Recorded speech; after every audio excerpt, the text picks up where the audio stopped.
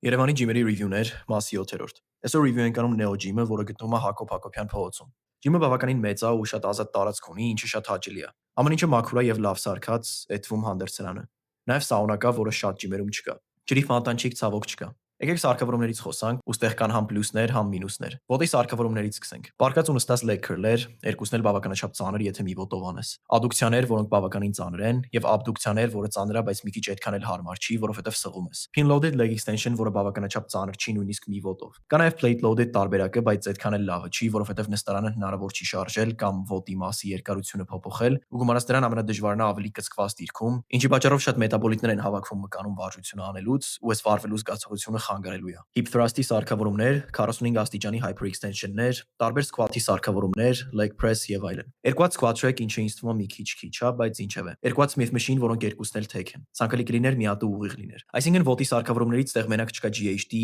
ծանր pin loaded leg extension ու նաեւ ուղիղ Smith machine։ Upper body-ի համար խնդիրներից առաջինը այն է, որ նորմալ տուրնիկներ չկան։ Squat rack-երի տուրնիկները առաջին հայացքից թվում է, որ լավն են, բայց մի հատ փոքր խնդիր կա։